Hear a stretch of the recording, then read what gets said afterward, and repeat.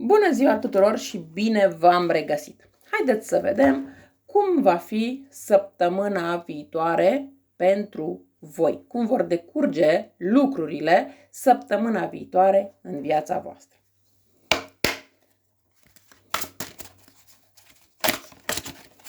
Nu știu de ce aici, dar am o intuiție că săptămâna viitoare trebuie să aveți mult curaj în ceea ce vreți să faceți. Acum, fiecare dintre voi știți exact ce vreți să faceți, iar pentru voi pot să spun că este foarte importantă ora 3, 5 sau 8. Da? Bun. Aici este posibil, în primul rând vreau să vorbesc despre zodii, pentru că sigur mă veți întreba. Păi avem zodii de foc, zodii de pământ și zodii de apă. Predomină destul de mult. Bun. Se pare că aici avem o completare în această săptămână, o finalitate de ciclu pentru o parte dintre voi, în sensul că poate finalizați un proiect, poate finalizați o școală, poate finalizați un curs, poate fi, nu știu, finalizați ceva la un loc de muncă și schimbați jobul, da? Schimbați locul de muncă. Vă depuneți demisia și în această săptămână pentru a pleca la un job nou. Poate schimbați o casă, dar ideea este că se termină ceva pentru a începe altceva. Poate să fie și pe relație, poate să fie și pe job, poate să fie pe absolut orice, pentru că este o etalare generală, nu personală și bineînțeles că voi sunteți foarte mulți și nu pentru toată lumea este la fel. Pe lângă asta se pare că în unele situații există o plecare la distanță.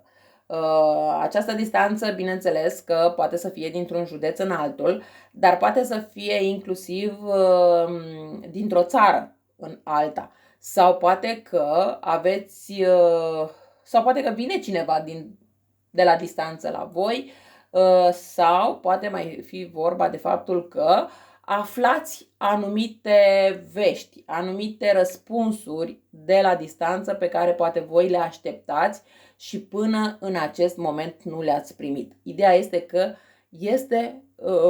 sunt anumite lucruri care se întâmplă la distanță. Este ceva comunicare pe distanță. Poate plecați într-o delegație de la serviciu, cine știe, nu se știe niciodată, dar ideea este că este ceva cu distanța.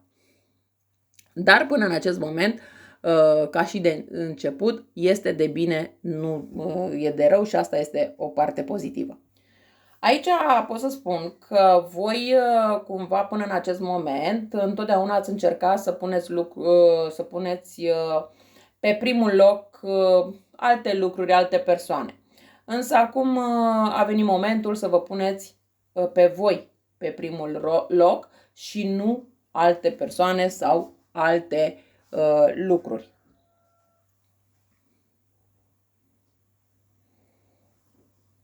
Voi, într-adevăr, sunteți persoane diplomate care puteți înțelege diferențele care există între voi și partener sau parteneră, dar este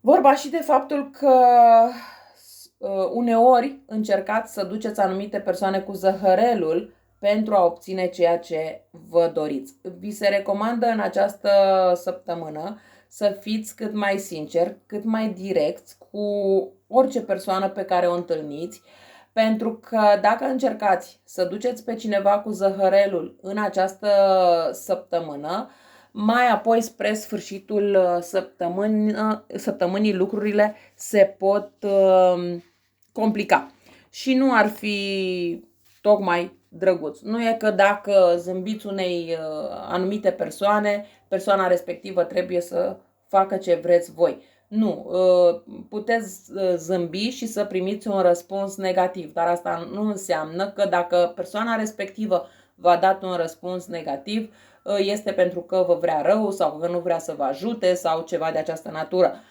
Un pic de atenție din acest punct de vedere. De ce? Pentru că se poate întâmpla să cereți ajutorul unei anumite persoane, persoana respectivă să vă spună că nu vă poate ajuta, iar voi să vă supărați destul de urât pe persoana respectivă.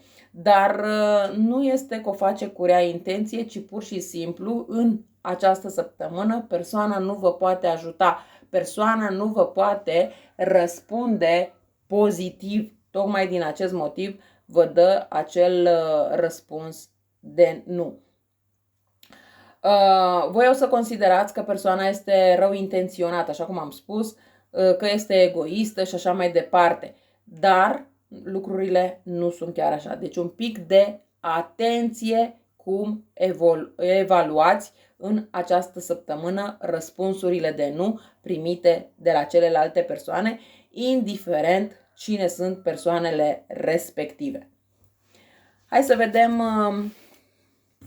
ce altceva va fi în această săptămână pentru voi. Mi-a rămas o carte și vreau să văd, înseamnă că ne spune ceva. Da, vedeți deja următoarea carte ne spune clar că atenție din nou. De ce? Pentru că s-ar putea ca acel nu să le exagerați destul de mult, da, din punct de vedere negativ, și să nu vreți să înțelegeți că în această săptămână persoana respectivă nu vă poate ajuta sau lucrurile nu vă pot ieși întotdeauna așa cum vă doriți voi.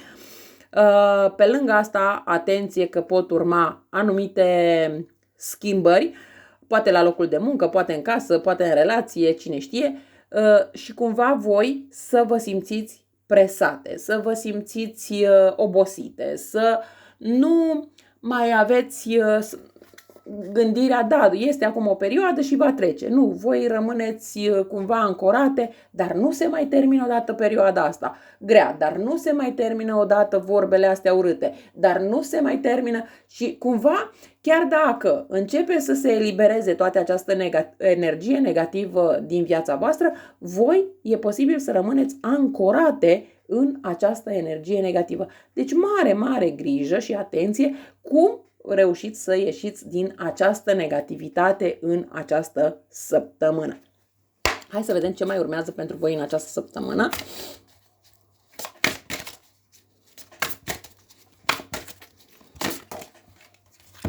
Bun, da, la fel, așa cum am zis, atenție că veți...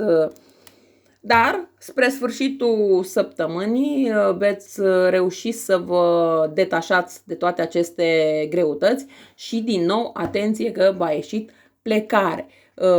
Chiar dacă poate încă nu plecați fizic în această săptămână, dar cel puțin gândirea va fi la o plecare undeva departe, undeva, nu știu, poate la o mutare, o detașare.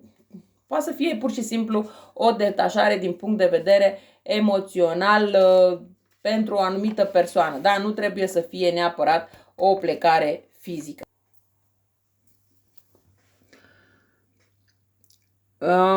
Aici văd că pentru voi mai predomină cifrele 3, 1, 5, iar ca și culori, culoarea galben, culoarea aurie, chiar vi se recomandă dacă aveți și puteți în această săptămână să purtați aur, este posibil chiar aur sau o culoare din asta galbenă puțin mai metalizată.